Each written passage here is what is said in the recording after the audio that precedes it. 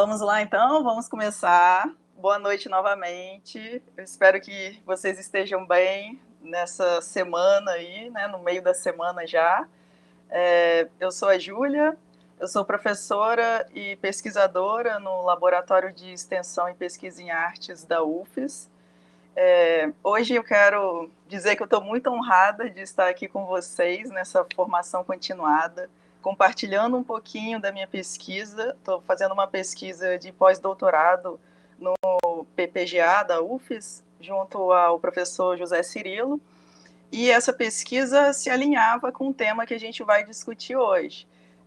A gente vai falar bastante aqui sobre a representatividade feminina na arte pública capixaba, né? O tema da minha pesquisa no pós-doutorado é justamente esse, né? O título é Representatividade Feminina na Arte Pública, Perspectivas Transversais no Ecossistema Urbano Capixaba. Bom, como que a gente vai fazer esse nosso momento aqui? Eu quero muito interagir com vocês, né? Então, que essa uma horinha que a gente vai fazer agora funcione como, na verdade, um bate-papo. Então, vai ser um momento aí de muito diálogo, debate. Eu vou lançar umas perguntinhas. Eu quero muito entrecruzar essa discussão com alguns aspectos da educação básica, da área de vocês, da formação de vocês. Boa noite aí, pessoal que está chegando agora. Então, eu deixei separadinho aqui na minha tela já o chat, né, que eu consigo acompanhar toda a discussão. Eu quero que vocês se sintam bastante à vontade para abrir o microfone também, se quiserem levantar aí a mão para criar aí um diálogo junto a essa discussão toda, fiquem à vontade. Vou lançar umas provocações, porque, como vocês estão vendo, a gente vai falar desse título aí, ó, As Relações de Gênero nos Monumentos, Estratégias de Visibilidade Feminina no Espaço Público. É um tema complexo. Se a gente fala do Espírito Santo, é mais complexo ainda. A gente vai chegar em alguns pontos da região centro-oeste, mas a gente também vai fazer aí um panorama sobre não todos os municípios, porque não temos. Vocês vão ver que a gente vai falar mais de ausências do que de presenças, né, femininas, de figuras femininas na arte pública. Mas a gente vai fazer um panorama passando por vários municípios. E aí eu separei essa nossa conversinha aqui em 3 momentos, que a gente vai fazer assim. A primeira, eu vou fazer uma breve contextualização da representação das mulheres no Espírito Santo. Claro que aqui a gente está focando na arte pública, né? Então a gente vai direcionar para as esculturas na esfera pública, e depois a gente vai fazer uma análise coletiva de monumentos selecionados, né, para ativar aí a nossa intenção de observador e também pensar como que a gente pode aplicar isso no contexto da educação básica. E, por fim, eu vou encerrar com algumas perguntas, porque a gente vai acabar saindo daqui com mais perguntas do que respostas, infelizmente, mas isso vai dar uma oportunidade para a gente dialogar bastante e encerrar essa nossa discussão. Eu espero que vocês se divirtam aí nesse momento, que seja um momento bastante proveitoso. Então a gente vai começar agora. Vocês estão vendo uma escultura aqui, eu não sei se alguém conhece ela, eu vou falar sobre ela com mais detalhe mais para frente, mas eu gostaria que alguém indicasse aí no chat se já viu, se imagina o que ela seja, só para a gente começar a aquecer a discussão. Alguém conhece essa escultura aí? Já está aqui com a legendinha embaixo, que já é a colinha, né? Já está estragando um pouco, um spoiler, mas eu gostaria de saber se alguém já viu, já esteve diante dela pessoalmente. 5 segundos para ver se alguém responde no chat, podem ficar à vontade. Se também ainda se sentirem desconfortáveis de pronunciar, pode ficar tranquilo que a gente vai ter mais tempos de diálogos daqui para frente. A gente vai falar sobre a Mãe Bá.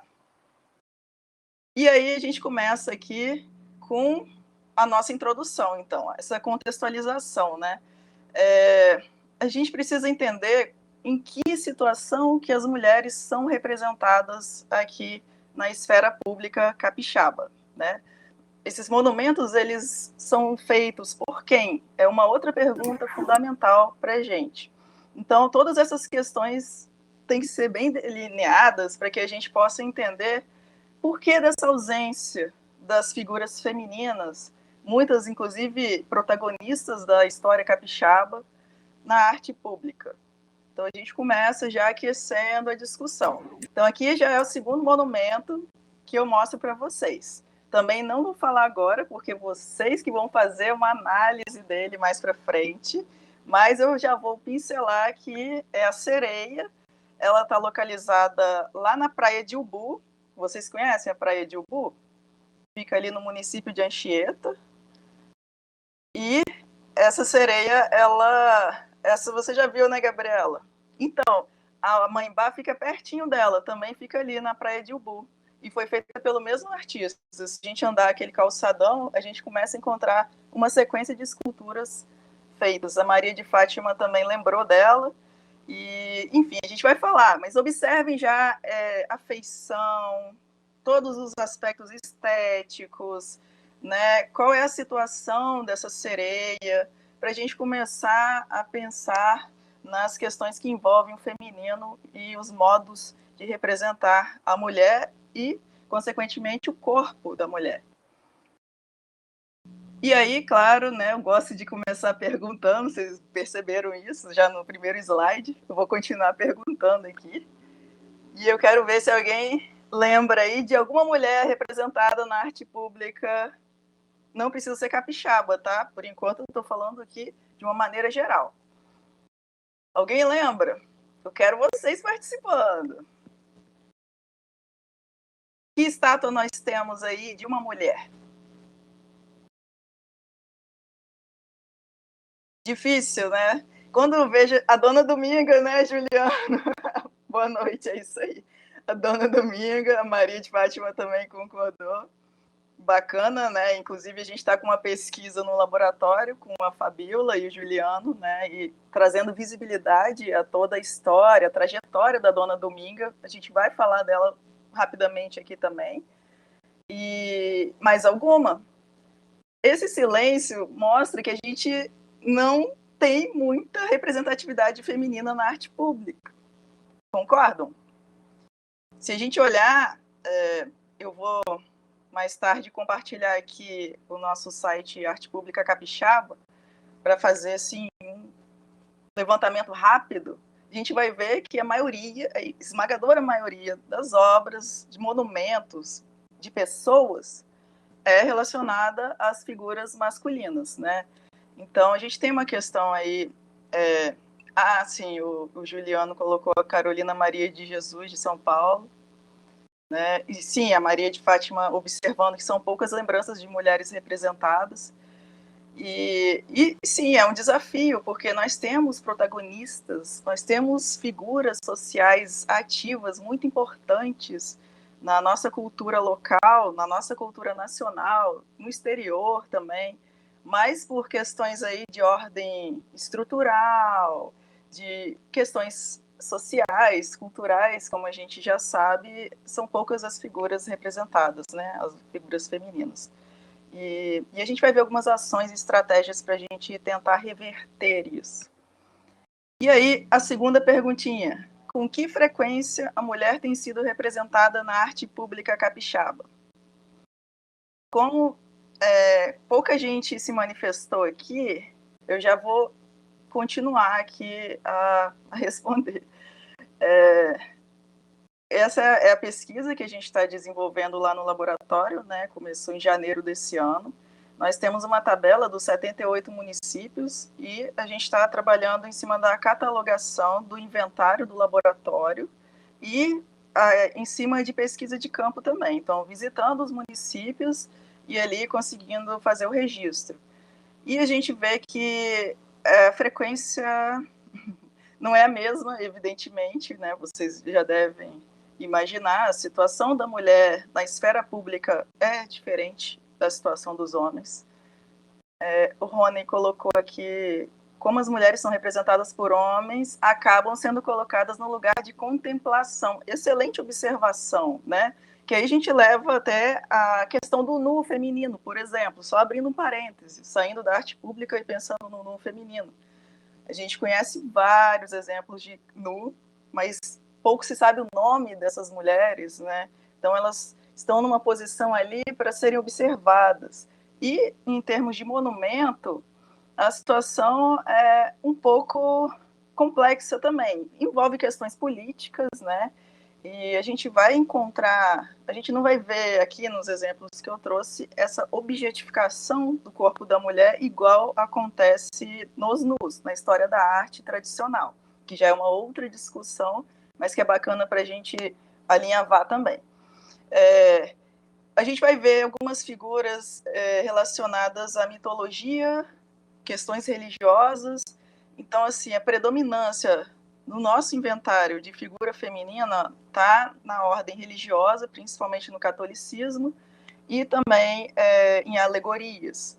A gente não vê figura pública, quase. Professoras, vamos ver uma ou outra. Figuras políticas, a gente já sabe que isso é muito recente, né? A participação política das mulheres, participação das mulheres na política. Então, é uma situação realmente de invisibilidade. E aí eu já vou lançando para vocês, né? A gente está pensando aqui no contexto de formação da educação básica, como que a gente pode repensar todo esse contexto de invisibilidade da figura feminina na esfera pública, numa sala de aula? Como que a gente pode desconstruir toda essa desvalorização, esse apagamento, incluindo aí as figuras históricas, né? Então é bacana para a gente começar essa discussão aqui, considerando, começar a considerar, na verdade, elementos da história, da geografia, da política, da cultura material, né? Então, pensar numa escala multidisciplinar mesmo, para a gente aplicar isso de alguma forma na sala de aula. E a última perguntinha, que eu sei que vocês já enjoaram das perguntas, em quais contextos a mulher tem sido representada na arte pública capixaba? Isso eu gostaria que vocês respondessem aí para mim no chat. Vocês acham que, eu já dei aí um spoiler ou outro, mas qual que é o contexto? Em que situação que a mulher é representada na arte pública capixaba? Vamos ver se alguém lembra, prestou atenção em alguma coisa que eu falei aqui nesse slide anterior, que aí já tem como eu falei, um spoilerzinho, né?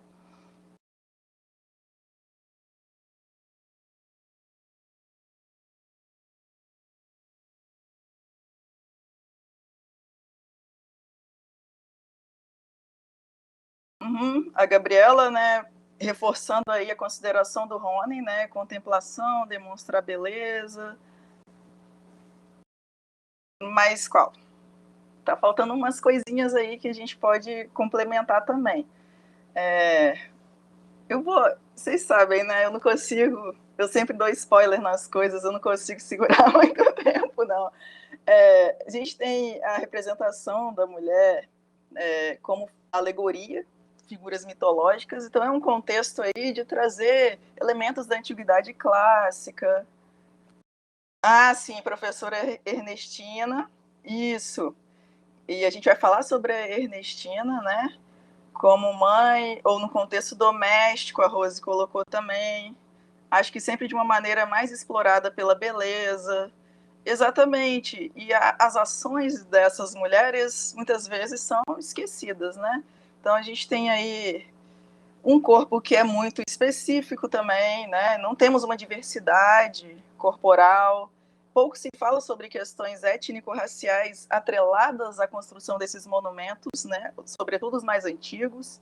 Então a gente vai ver que uma coisa vai linkando na outra. Enfim, vou passando que senão também eu falo muito e esqueço que tem um monte de imagem para a gente analisar. Maria de Fátima colocou essa questão de exploração da beleza, né? A mulher como um elemento que está sempre construído para agradar o olhar do outro. E que outro seria esse, né? A gente já sabe a resposta. Bom, e aí a gente começa com uma epígrafe. Eu sei que o nosso projeto aqui está centrado na cultura capixaba e a gente dialoga muito no Lena com a questão do contexto de Portugal e Brasil, né, fazendo essa conversa, mas eu estou trazendo uma autora francesa, ainda que a gente possa depois questionar alguma questão relacionada a alguns aspectos decoloniais e pós-coloniais. Eu acho importante trazer essa escritora, que é uma historiadora, que é Michelle Perrault, porque ela foi uma das maiores estudiosas da história das mulheres no contexto dela, contexto social dela. E, curiosamente, ou não, esse contexto dialoga muito com o nosso contexto aqui do Brasil. Então, é interessante a gente ver como que essas questões, elas transcendem aí os territórios, né? E aí, essa frase dela, na verdade, um parágrafo, né? No espaço público, aquele da cidade, homens e mulheres situam-se nas duas extremidades da escala de valores. Opõem-se como o dia e a noite. Investido de uma função oficial, o homem público desempenha um papel importante e reconhecido. Mais ou menos célebre, participa do poder. Talvez lhe deem um enterro com honras nacionais. É candidato em potencial ao panteão dos grandes homens que a pátria reconhecida homenageia. Então, essa é a situação da figura masculina na esfera pública, que é diferente. A gente tem uma pista sobre o estado da arte, né, da representatividade feminina, não somente na arte pública capixaba, na verdade, mas na esfera pública em geral. Né? A gente tem uma questão que envolve, evidencia aí termos de privilégio, de poder.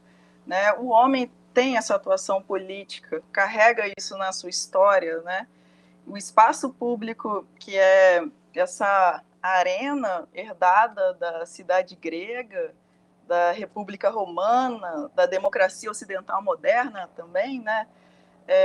Foi notadamente idealizado e, na verdade, eu acho que vocês vão concordar, continua sendo, né, protagonizado por homens, um terreno masculino. Então, não é difícil compreender a ausência das representações de mulheres na arte pública, principalmente se compararmos ao número de homens homenageados nos monumentos históricos. Aqui eu peguei só um pedacinho lá no nosso do acervo, né, do laboratório, do inventário e também no site Arte Pública Capixaba, a partezinha de Colatina. Não sei se tem alguém de Colatina aqui. Tem a Cleusa de Vila Velha, ó, minha vizinha. O Rony colocou, vou dar uma pausa só para ler. No Brasil, hoje, a historiadora Mary Del Priore tem sido uma das pesquisadoras mais expressivas acerca da história das mulheres. Inclusive, há um livro dela desse tipo muito interessante. Com certeza, Mary Del Priore vai trazer, inclusive, a questão do corpo despido, né? Esse jogo do estranhamento, do olhar estrangeiro em cima do corpo dos nativos, e é realmente uma leitura fundamental. A Michelle Perrault, que eu trago aqui, ela tem esse livro clássico, que é A Minha História das Mulheres, né? Então, é uma visão que ela coloca lá o seu lugar, de onde ela parte, e abre uma esfera muito interessante para a gente desdobrar todas essas questões. Então, aqui a gente tem as figuras, não sei se tem alguém de Colatina. Ah lá, Wanda de Colatina. Wanda, conhece aqui esses monumentos? A gente tem aí, ó, Honório Fraga, Abílio dos Santos, Getúlio Vargas, Padre Fulgêncio, Filogônio Barbosa de Aguiar e Afonso Romano de Santana. Todas essas figuras, elas ou vêm da política, ou de questão militar, ou de ordem religiosa, ou de ordem cultural também, né? Outra pessoa de Colatina aí na área, e é isso aí. Então, a gente está vendo aqui a predominância de figuras pegando a nossa própria área, né? Se a gente for aqui em Colatina ou em Vitória, depois eu vou, se der tempo, né? Nem sei se vai dar, eu vou mostrar também esse contraste de monumentos voltados a figuras masculinas e essa ausência aí das figuras femininas na arte pública, né? E a Nayara concordando realmente essa predominância da figura masculina. E aí, gente, nós temos alguns aspectos fundamentais para a gente pensar essa história nossa voltada para a representatividade feminina. Se a gente pegar nome de rua, já é um problema. E aí a gente tem a outra historiadora, dessa vez capixaba, que é a Penha Nader, que vai dar aí uma pesquisada muito bacana na ausência de logradouros voltados a homenagens para mulheres, né? Então ela coloca essa observação. A homenagem póstuma como um sinal de reconhecimentos de méritos não escapa ao quadro mais geral de discriminação sistemática de gênero que caracteriza a sociedade que adotou e mantém essa tradição universal. As mulheres são pouco lembradas com seus nomes nos logradouros, como se elas não fossem dignas de recebimento dessa homenagem. E, para além disso, né, às vezes a gente encontra homenagem em escola, escadaria. Por exemplo, vamos pegar a Maria Ortiz, que é uma figura histórica e bem consagrada aqui na cultura capixaba. Nós temos escadaria, mas não temos monumentos, né? Assim, esculturas tridimensionais. Nós temos um mural das Marias, que é recente, lá no centro de Vitória. Nós temos uma escadaria também trabalhada com grafite em Cachoeiro de Itapemirim, mas nada além disso. E aí fica essa questão, mas ela tem um papel fundamental na história, e temos tantas outras, a gente vai ver outras aqui. E por que será, né? Mais uma vez, a gente está respondendo enquanto eu lanço essa pergunta, é uma pergunta retórica, né? A gente já vai respondendo. Bom, e aí a gente tem, de vez em quando, sorte de poder contar com alguns monumentos, né? E aí, isso aí, exatamente. Nossa, que perfeito. A Maria de Fátima fez a observação, né, da Luísa Grinalda. E aí eu trouxe a Luísa Grinalda aqui, coincidentemente. A gente está aí num bom time, Maria de Fátima. Não sei se vocês conhecem, é um trabalho de 2016, então ele é relativamente novo, fica na prainha de Vila Velha, no Instituto Histórico e Geográfico. E eu não sei se conhece a história da Luísa Grinalda, né, que é considerada a Capitoa. Inclusive tem um livro da Bernadette Lira, né, intitulado A Capitoa, sobre ela. A história dela é fenomenal e pouca gente conhece. Inclusive, eu fui conhecer quando comecei a fazer esse trabalho de arte pública voltada para a figura feminina. Antes disso, eu também não conhecia. Ela era casada com Vasco Fernandes Coutinho Filho. Ele morreu. Em 1589, ela se tornou a capitoa, né? Eles chamam assim, da capitania hereditária do Brasil colonial, governando a capitania. Só que depois de alguns anos, em 1593 mais ou menos, ela foi destituída, né, porque alegaram que ela estava ilegal diante das leis da coroa portuguesa por ser uma mulher não poderia assumir esse cargo. Mas olha que coisa fantástica na nossa história a gente ter uma figura dessa. E assim, o melhor, ela está sendo representada, né? Então, apesar das ausências, nós ainda conseguimos encontrar uma ou outra figura histórica sendo representada. Conheciam a história da Luísa Grinalda? E aí, uma coisa muito curiosa é que lá em Cuba, nós temos uma figura muito parecida mesmo, com a Luísa Grinalda, né? Que é essa La Giraldilha, o nome. Essa que a gente está vendo aqui à direita. Ela também teve um protagonismo governando a região que hoje é Havana, porque o marido dela, que era governador na época, foi para a Flórida, levou uma tropa e tudo, e deixou o poder nas mãos dela.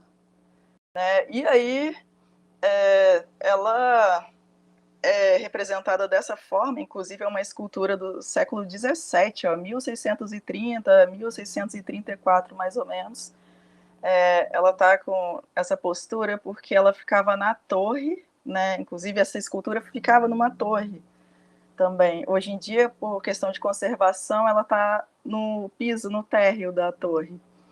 Mas ela ficava lá em cima, porque ela ficava procurando o marido numa postura muito parecida com essa.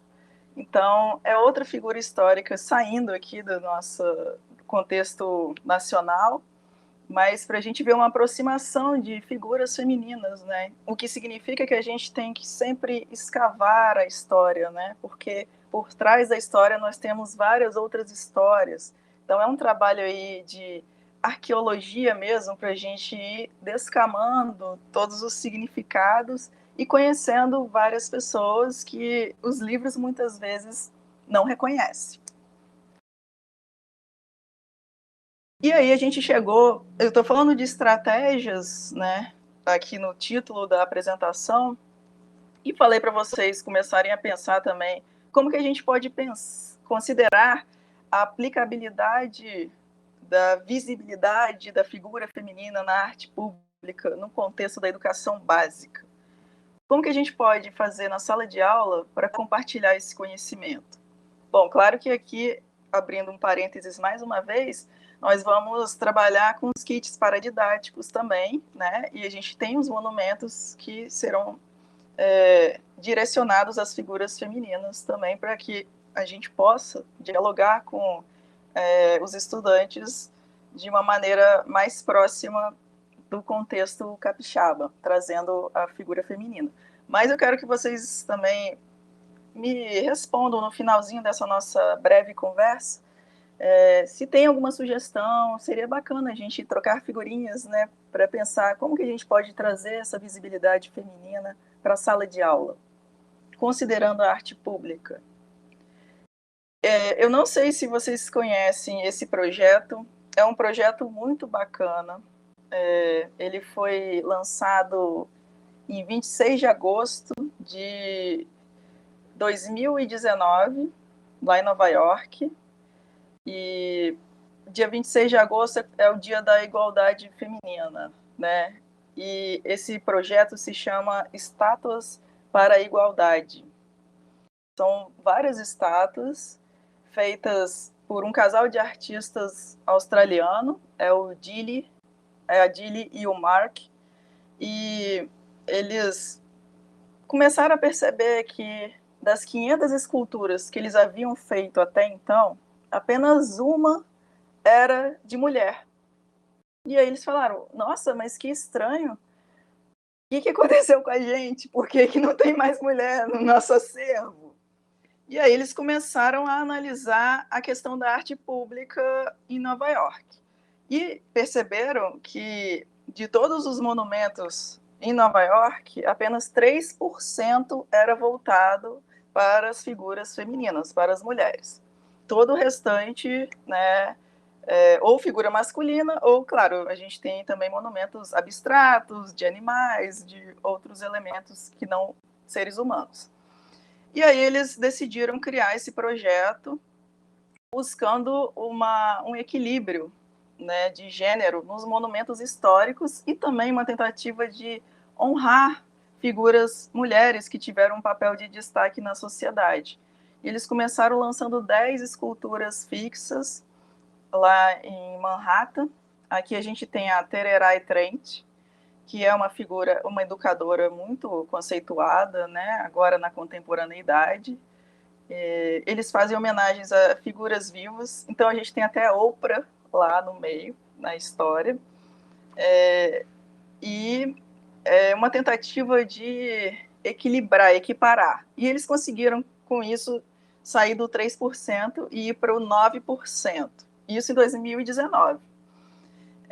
E aí, eles estão agora com uma missão maior. Eles querem, até 2030, conseguir realmente equilibrar isso saindo de Nova York. Depois de 2019, eles já foram para outros países. E aí eles perceberam que eles não iam dar conta de fazer todas essas esculturas, impossível. Até porque o projeto ganhou uma dimensão muito maior, né? Agora seria a ideia de trazer uma igualdade de gênero e isso atrelado a questões étnico-raciais também, né? A gente que trabalha com a questão dos estudos feministas sempre alinhava a questão das minorias, a questão étnico-racial, a questão da diversidade. E aí esse projeto engloba tudo isso também. E então eles viram que não dariam conta e começaram a abrir para artistas do mundo inteiro. E aí eu vou compartilhar rapidamente a minha tela, que eu quero mostrar para vocês o site deles, né? Eu acho até que eu coloquei um linkzinho aqui. Bom, pequenininho. O nome em inglês é Status for Equality, né? Status para Igualdade. É uma possibilidade de estratégia para a gente trazer uma visibilidade e para a gente equiparar. Ah, sim, e aí eles têm uma questão muito bacana, né? Que a gente vê aqui nessa citação do site deles. Monumentos são um reflexo dos valores e coisas que determinada sociedade valoriza.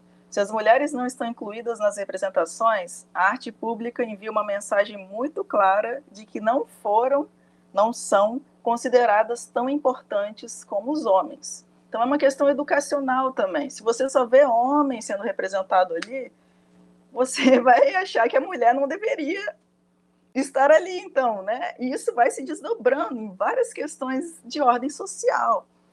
E aí eles finalizam: devemos fazer com que sejam incluídas para podermos mudar essa mentalidade e deixar de ignorar metade do todo que constitui esse mundo. E aí, esse é o sitezinho. Eu não sei se... coloquei maior aqui. Eu não sei se temos aqui pessoas que trabalham com escultura, mas a boa notícia é que eles estão aceitando pessoas que trabalham com pintura e qualquer outra manifestação artística também, para tornar essa arte mais acessível, mais equitativa. E aqui eu vou mostrar o site rapidamente para vocês. Eu vou sair dessa telinha. Só um minutinho.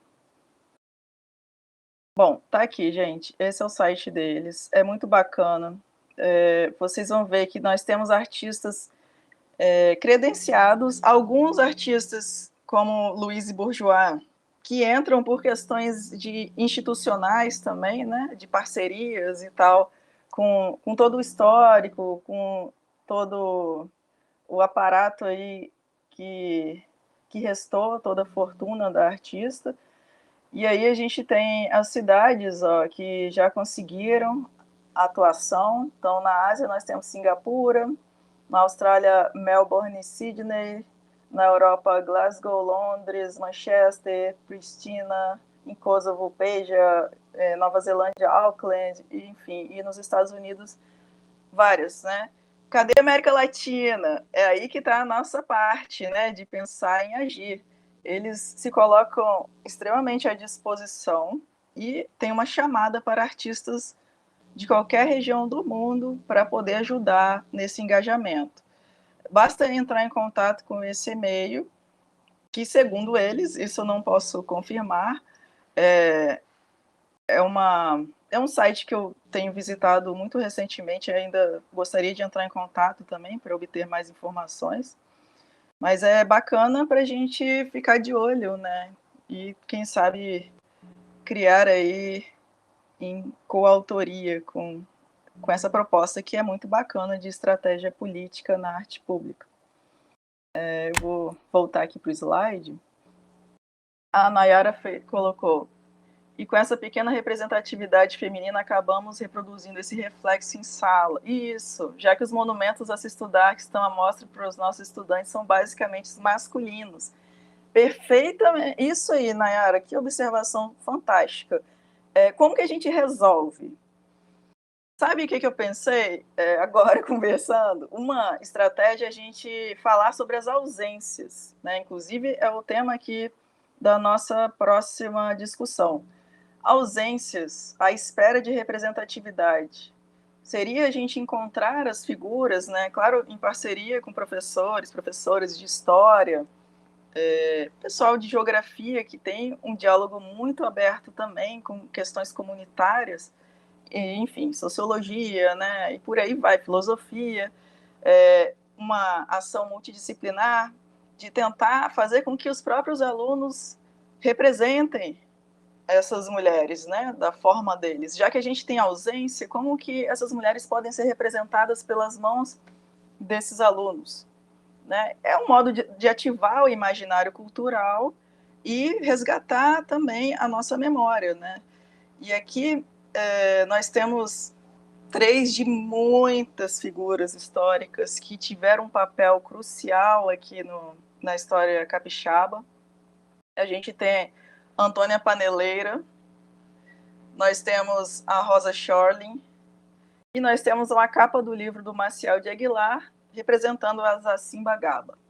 São figuras fundamentais para a nossa história, que a gente pouco conhece, inclusive nas aulas de história, porque isso é um problema também, né? E aí a gente tem uma professora muito bacana do IFES de Vitória, que é a Lívia Rangel, que trabalha com essas figuras, né, tentando fazer esse resgate, essas ações. E, deixa eu ver, a Wanda fazer pesquisa sobre essas figuras e fazer representação pelos próprios alunos, justamente. E quem sabe isso não resulte em um projeto na esfera pública também, né?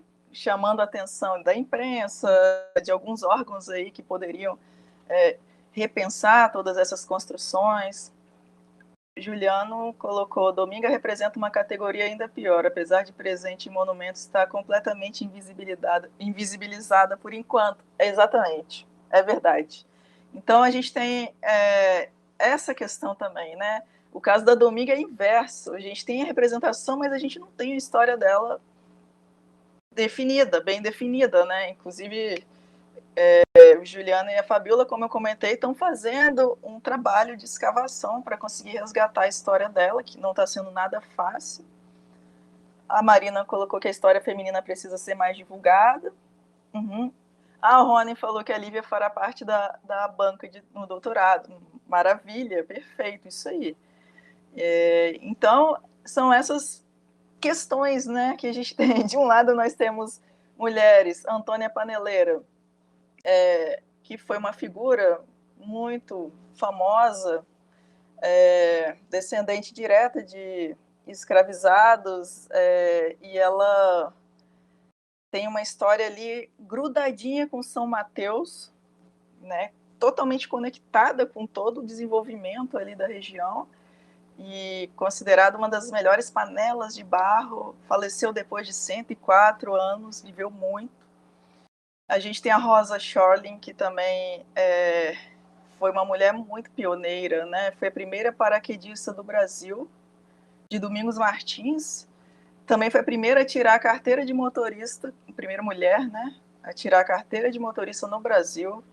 E fez parte de aviação, de vários contextos, foi pianista também, enfim, tem uma história muito rica, né? E pouca gente conhece, não temos nada para rememorar essa figura.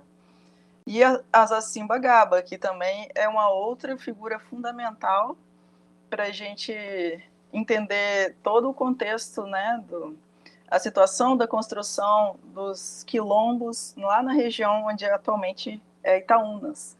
Né? Ela era uma princesa angolana e ela foi vendida para um fazendeiro português, que é o José Trancoso, e ela lutou ali para se libertar. Ela conseguiu, né? Conseguiu envenenar o Trancoso, fundou um quilombo. Enfim, tem uma história também sensacional para a gente entender toda a configuração aqui do nosso território. Então, também merecia certamente memória. Eu não sei, a gente tem muito mais nomes, né?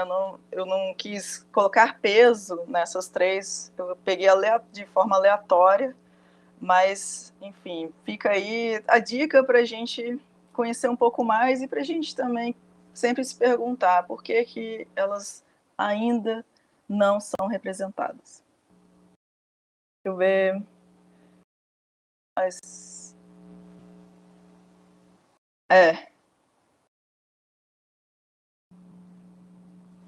Isso. O nome dela é Grimaldi, que ela é considerada Luísa Grinalda, né? Inclusive está registrada assim pelo Instituto. Mas é o mesmo caso da Dona Domingas, né? Dona Dominga né, pelo inventário do Carlo Crepas, e aí a população começou a chamar Domingas, e aí a gente tem sempre essas questões de nomenclaturas aí. Bom, agora eu vou passar para análise, para a gente fazer uma análise muito rápida, né? Faltam apenas 20 minutinhos para a gente encerrar a discussão. A gente vai ver, então, de fato, o que temos aqui. Na verdade, a lista é muito grande, né? A nossa tabela dos 78 municípios compreende aí figuras alegóricas, mitológicas, figuras da cultura popular. Então, são monumentos espontâneos também, figuras que remetem à mulher, mas que não necessariamente trazem um corpo feminino. E, enfim, são vários desdobramentos do que a gente pode chamar de representação feminina nos ecossistemas urbanos aqui do Espírito Santo. Vocês lembram da sereia do comecinho? Então, aqui eu estou trazendo ela em duas versões. A primeira versão.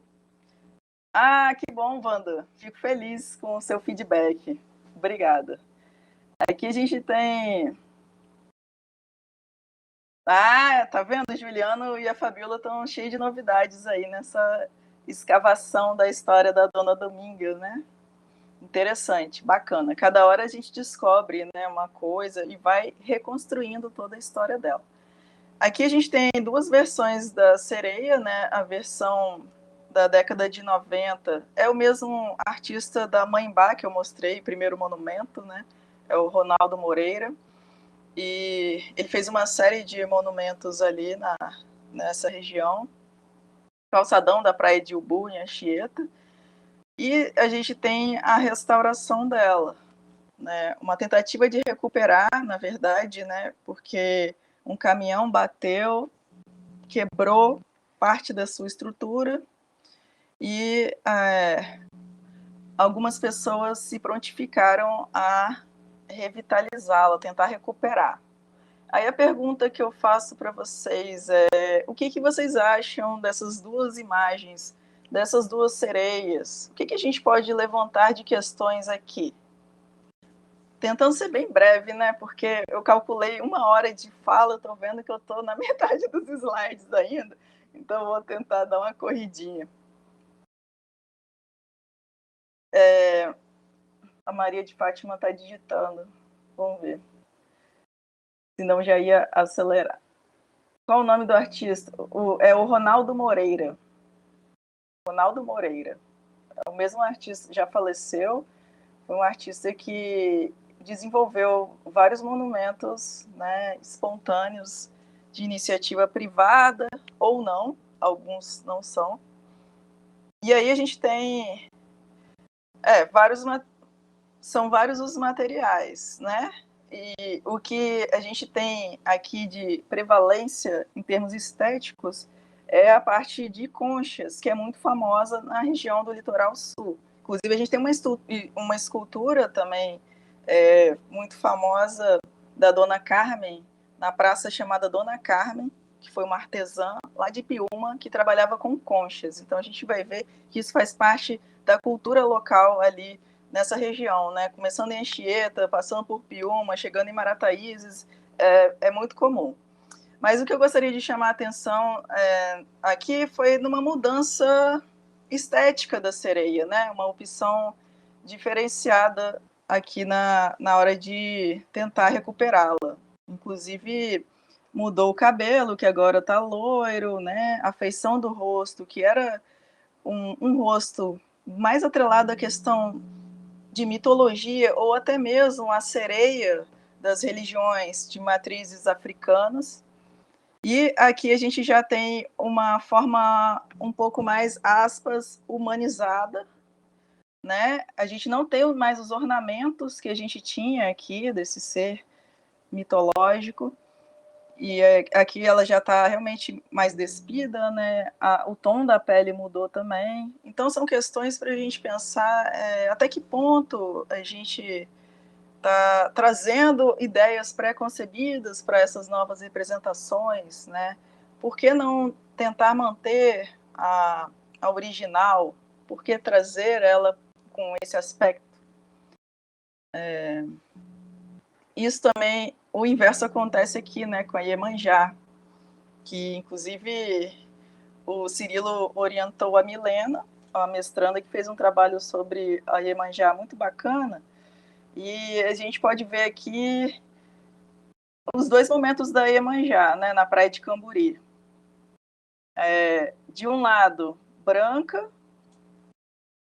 e do outro com a pele negra, que foi só a partir de 2017 que a gente conseguiu essa reforma aí. Inclusive, de acordo com o discurso do próprio artista, o Ioannis Zavaldax, a intenção inicial já era fazer a Iemanjá com a pele negra, mas a pedidos, né, foi uma encomenda do prefeito na época, e tiveram uma influência de algumas representações portuguesas e influência da Nossa Senhora dos Navegantes também. Então a gente tem aí o que a Milena coloca muito bem sobre a questão do sincretismo, né? E aí, a partir de algumas reivindicações, em 2017 ela tem a sua pele aí modificada, né? Modificaram um pouquinho o cabelo, outros adereços dela ali. E então, para a gente ver que, dependendo também do contexto histórico, a configuração muda. Isso é importante para a gente pensar, né? Então, hoje em dia a gente tem uma discussão muito mais aberta das questões étnico-raciais do que na década de 80, né? Ou seja, era comum um artista, né? Na verdade não foi um artista, foi uma encomenda, vir com um olhar estereotipado, né? Comum, claro, entre aspas. E aqui, já caminhando aí para a gente não ficar muito preso, até porque eu estou preocupada com o tempo também, nós temos esse monumento, é um outro monumento que eu acho muito interessante trazer, compartilhar, porque a gente tem acesso aqui a um elemento que muitas vezes passa despercebido pela própria comunidade, pelos transeuntes, né? O desafio da arte pública, eu acho que é esse, né? É se tornar presente, mesmo estando lá. A gente vê monumentos e passa na correria, no cotidiano, e não observa, não busca história. E é aí que está o nosso papel também, né? De resgatar essa história e fazer esse monumento ativo novamente. E aqui a gente tem a Ana Matos, que é uma figura, não sei se alguém conhece, não sei se tem alguém aqui de Itarana. Alguém de Itarana? Foi uma homenagem que a neta dela fez para ela, né, na pracinha, esse trevinho ali, que chama também Ana Carmélia da Costa Matos. E as mulheres, então aqui a gente já está caminhando para... Saímos aí da questão religiosa, da mitologia, aí a gente vai caminhando para figuras públicas como professoras, que é o caso da Ana Matos e também da Ernestina Pessoa, que eu acho que no iniciozinho a Yasmin lembrou da Ernestina, também é uma escultura do Carlo Crepas, o mesmo que fez a Dona Dominga, que a gente vai ver aqui rapidinho. Na década de 50 ainda, foi um dos primeiros trabalhos desse artista, e aí a gente começa a ver uma configuração social, né? Ou seja, professoras a gente consegue encontrar bastante fora do estado, né? Aqui no estado são pouquíssimas. A gente tem a Ernestina e a Ana Matos, e a gente tem algumas escolas, né? Na verdade, temos várias escolas com nome de professoras. Mas monumentos, né, tridimensionais e esculturas aí a gente realmente tem uma escassez. Mas ainda assim é uma conquista, né, a gente ter essa representação. Não sei se alguém conhece esse trabalho da Ernestina, fica ali na adjacência do Parque Moscoso. Antigamente ela era mais acessível, agora você precisa entrar na Escola da Ciência para poder acessá-la. Mas dá para ver também da parte de trás ali do parque. E agora, quem é de Colatina aí? Quero ver se vocês vão adivinhar essa daqui. O pessoal de Colatina deve conhecer, né, esse trabalho muito bacana do Nilson Camisão. Deixa eu passar aqui. Que é do projeto Corredor Cultural, lá na Praça Sol Poente. A Marina Colasanti. Não sei se todo mundo conhece, mas é uma escritora, né? Tem diversas obras, e crônicas, poesia, contos infantis, e ainda é viva, né? Esse projeto, ele teve essa ideia, ele veio de uma iniciativa do TIM, e para a aplicabilidade dele em Colatina, a ideia principal era trazer algumas figuras da literatura, das artes, né? A gente vê mais figuras da literatura, efetivamente falando. E aí que a gente tem ela, e o resto são figuras masculinas. Mas, enfim, uma mulher, pelo menos, já dá para a gente animar, né? Mas poderia ser mais equilibrado, certamente. Aqui, voltando para a Mãe Bar, eu estou acelerando só para a gente encerrar a discussão e não ficar preso às análises, eu achei que ia dar mais tempo. A Mãe Bar é uma figura que tem uma lenda numa região que chama Mãe Bar mesmo, tem uma lagoa chamada Mãe Bar, e o José Ramos encomendou para aquele artista que eu mostrei para vocês da sereia também, o Ronaldo Moreira, né? Em 1999. Aí aqui na plaquinha vocês veem que está até escrito, né? Presidente interino da Assembleia Legislativa do Estado do Espírito Santo, subscreveu-se nessa Comissão das Artes, reverenciando a legendária deusa cacique Mãe Bar, grande mãe da lagoa, matriarca de memória perdida no tempo, fonte revitalizante da etnia morena indígena, enfim, promáter dos pescadores de toda essa antiguíssima região entre Heritiba e Guarapari, que agora é a parte ali de Ubu, né? Essa é a região que ele demarcou. Então a gente tem uma outra figura que a gente pode resgatar também relacionada aos povos originários, ainda assim, né, raríssima.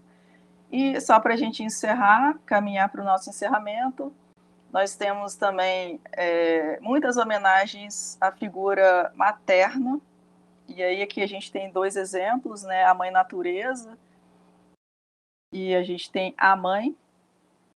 Então são dois trabalhos que dialogam com a questão da maternidade. A gente vai encontrar alguns outros pelo Estado. A gente vai encontrar a figura maternal também em representações dos imigrantes. E é esse o lugar, né? Essa representação, né? Posicionamento da mulher nesse contexto que a gente está falando aqui desde o iníciozinho. Isso aí, Heritiba, nome de Anchieta Antigo, a Maria de Fátima completou. Dona Dominga, né, que aí o Juliano já lançou algumas observações, algumas questões. Vocês devem ter acompanhado também algumas notícias na mídia, né, nesse trabalho que o laboratório está fazendo. Então a gente tem uma outra figura e é uma outra perspectiva, né? Porque embora ela seja representada, aqui carece de história. Então é o contrário daquelas outras ausências que eu comentei para vocês. E para a gente encerrar, então, eu vou lançar mais perguntas para a gente ir embora com a cabecinha fervilhando, para dar um sono também, né? Bom que a gente dorme bem. E aí a gente tem: quem ou o que promove a construção desses objetos nas comunidades em que se inserem? O poder público ou a iniciativa privada? O que vocês acham? A gente viu os dois exemplos. Então, a gente tem tanto poder público quanto iniciativa privada trazendo o pouco que a gente tem da representatividade feminina na arte pública capixaba. Quais seriam as razões que levam a cultura local capixaba a aparentemente ignorar ou minimizar a presença feminina em suas manifestações de arte pública? Uma outra questão também fundamental para a gente levar sempre na carteira, no bolso, para levar para a vida, né? Para a gente lembrar, porque isso aí é o que a gente falou, são questões de ordem estrutural, questões sociais, a gente já sabe de toda a desigualdade de gênero na nossa história, e aqui na cultura local capixaba, a gente não teve muitos avanços ainda, né? A gente vê a representatividade da mulher, mas alguém, eu acho que foi o Rony que falou, pelas mãos de um homem. Cadê as mulheres representando mulheres também? É uma outra questão que eu nem coloquei aqui no nosso diálogo de hoje, mas que vale a pena a gente colocar, né? Se perguntar. E, por fim, é o que eu falei, a última perguntinha para vocês. Quais seriam as possíveis estratégias de sala de aula para trazer à tona a visibilidade feminina partindo da arte pública? Eu encerro aqui esse diálogo. Eu gostaria, inclusive, de convidar quem quiser abrir o microfone, tentar responder essa última perguntinha aqui, ou fazer uma observação no nosso chat também. Fiquem à vontade. Eu espero que tenham gostado. Foi uma conversa meio acelerada, trouxe muita coisa. Isso, a gente vai ver, vamos ter trabalho da Ciliane e da Fabiola, que vão trazer justamente as estratégias para pensar isso no contexto da sala de aula. E quem quiser já antecipar, né, como eu sugeri, uma estratégia bacana é pensar essas ausências na sala de aula, como que os alunos poderiam reproduzir essas figuras. Eu acho bacana pensar nas ausências. A gente tem muito mais ausência, como eu estou falando desde o início da nossa conversa aqui, né? Aí a Sandra colocou estudos do meio em galerias ou museus que estejam exibindo obras de arte de autoras femininas seria uma estratégia. Isso aí. Obrigada, Maria de Fátima. Muito obrigada pelo feedback. Não sei se alguém tem mais alguma consideração a fazer. Eu espero que vocês tenham gostado, que vocês tenham uma excelente noite, um ótimo restinho de semana também. Eu vou deixar aqui o meu e-mail, caso alguém queira entrar em contato, tenha alguma pesquisa que se entrecruze com a discussão aqui, é só mandar um e-mail para mim. Obrigada, gente. E é isso, né? E a gente segue com a nossa programação, então acompanhar aí lá no WhatsApp do grupo e qualquer coisa eu estou à disposição. Obrigada, gente. Boa noite.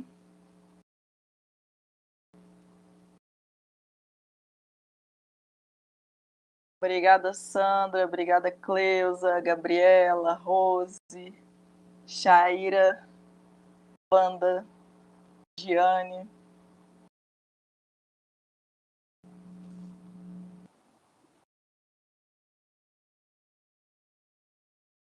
Até amanhã, Yasmin.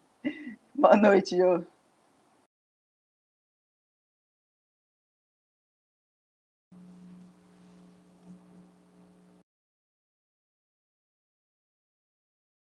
Obrigada, gente. Evandro, e agora? Como é que eu faço aqui para encerrar essa partezinha dos slides? Para encerrar? Eu deixo assim? Posso? Pode. Eu posso parar de gravar aqui e já encerramos.